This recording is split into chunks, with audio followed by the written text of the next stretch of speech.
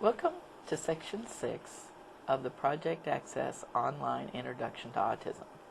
This section is going to cover basics of assessment for educational eligibility. At this point, we're going to return to review your Resource 4. As mentioned earlier, this is the Missouri 2011 State Plan definition and eligibility criteria for educational autism. You already are familiar with the two major areas that are affected, those being verbal or nonverbal communication as well as social interaction. Then notice the definition includes a statement that the disability must also adversely affect the child's educational performance. It is possible that a child might have a medical diagnosis of one of the pervasive developmental disorders and still not qualify for special education services. This occurs sometimes because the student does not meet the first two criteria, but more often it is because the medical disability doesn't affect educational performance. This is particularly true in the case of students diagnosed with Asperger's syndrome. Or a higher functioning child may not qualify for services when he or she is moving from a young child with a developmental disability or YCDD eligibility to a school-age category. Missouri regulations allow children aged 3 through 5 who experience developmental delays in one or more areas to be labeled under that young child with a developmental delay.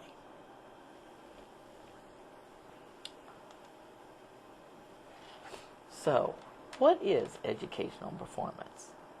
While it's not clearly stated in the Missouri Compliance Plan, educational performance can have a broad meaning. Until the 1997 Compliance Plan, the Missouri criteria specifically stated that educational performance shall be considered to go beyond academic performance to include generalization and application of learned information.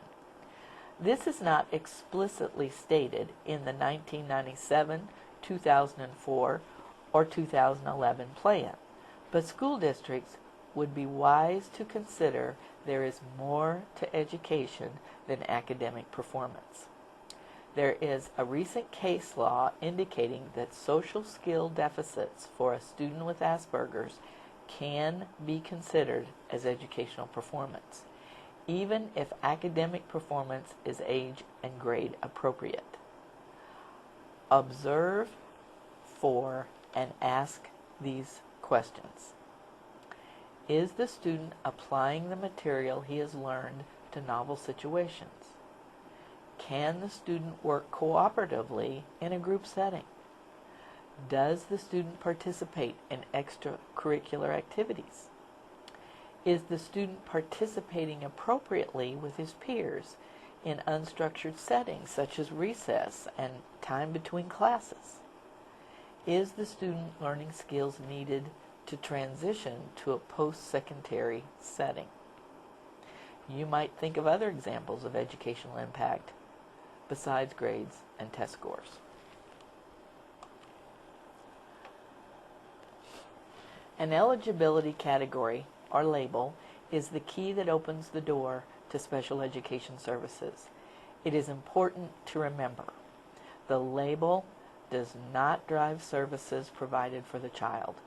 Services are matched to the individual needs of the child and are determined by the goals and objectives on the IEP, regardless of the child's educational label.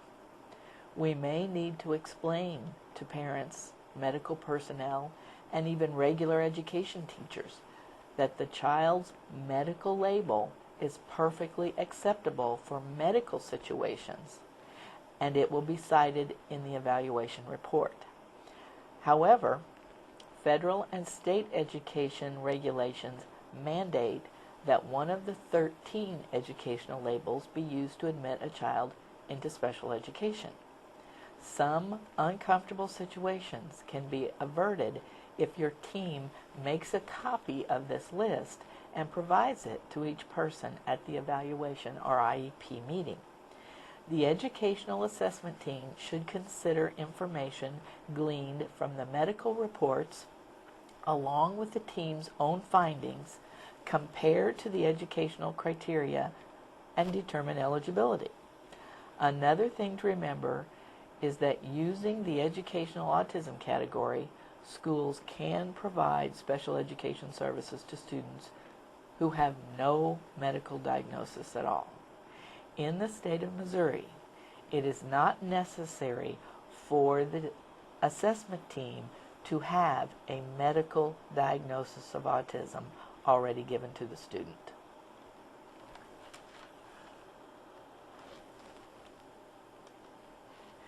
You may wish to download the Autism Spectrum Disorders Missouri Best Practice Guidelines for Screening, Diagnosis, and Assessment at the link on this slide.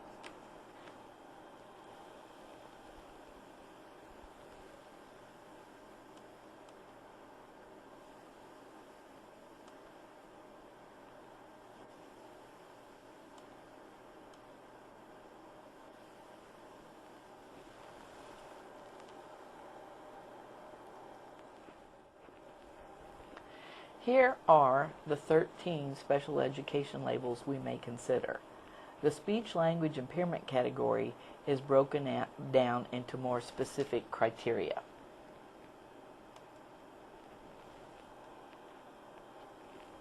A child who is 5, kindergarten eligible, may continue under the young child with a disability label if he or she was identified as such prior to attaining kindergarten age eligibility. Children who are first grade eligible, age 6 by August 1st, must meet criteria under a disability category other than YCDD if they are to continue to receive special education services.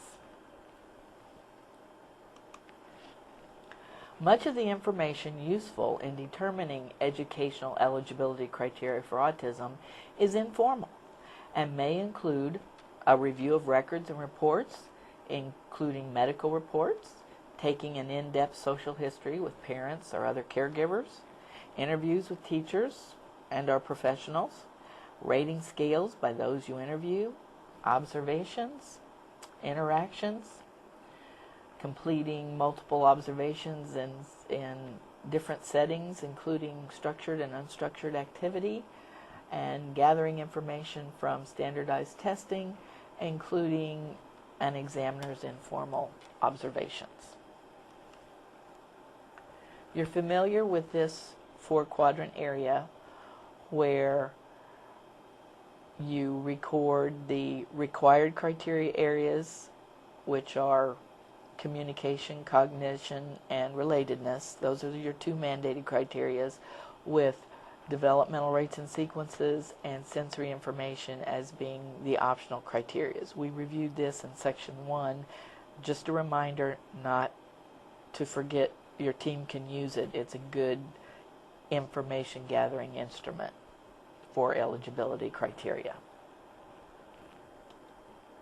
So to review, scores on tests, as we've discussed before, are not your primary source of information in determining eligibility.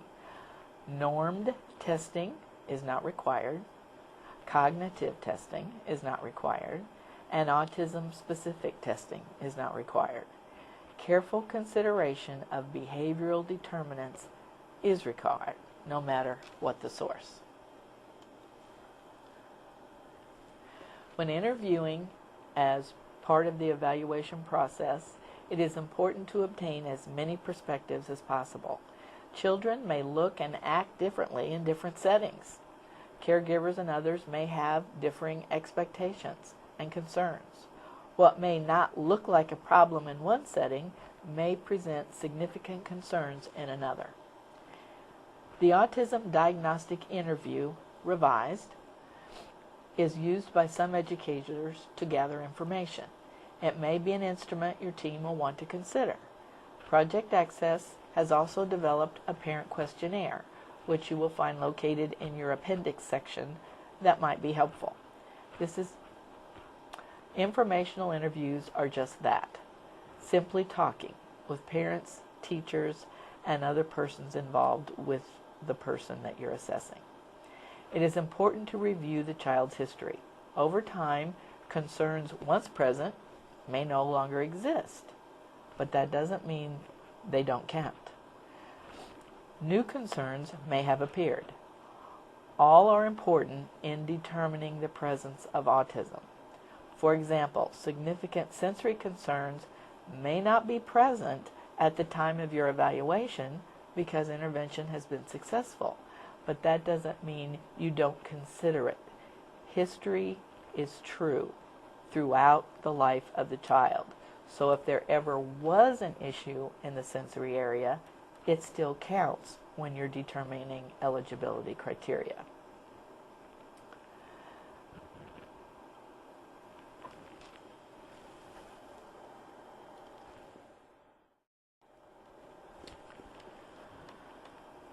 The GARS, GADS, and ASDS can be completed by the autism expert on your team, given to teachers and parents, or better yet, used as a tool to guide an interview with parents and or teachers. Best practice would be to have at least 2 people familiar with the student answering the questions from these instruments. These tools all yield an autism quotient or an Asperger quotient. The quotient is then converted to a probability or likelihood of autism or Asperger's, depending on which instrument is being used. However, it is not the likelihood of autism or Asperger's that is most helpful to us in making an eligibility determination. More helpful, once again, is looking at what behaviors have been noted. Those behaviors can then be entered into the diagnostic quadrant and compared to the DESE eligibility criteria.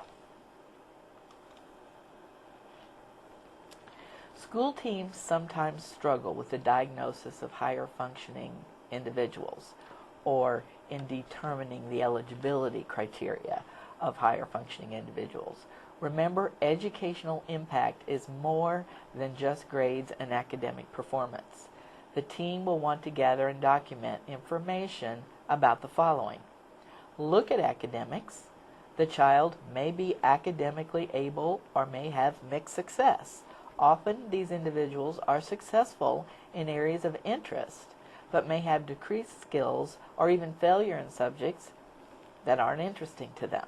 And that takes you back to those interfering factors of learning, interest being one of them. School and behavioral problems are often what bring the higher functioning student to the attention of the evaluation team. These should be well documented. Especially important is a comparison of skills and behaviors in differing settings.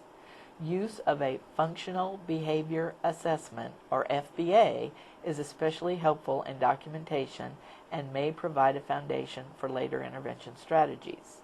And we will be discussing functional behavior assessment more in depth in our Working with Autistic Students in the Schools, or WAS training.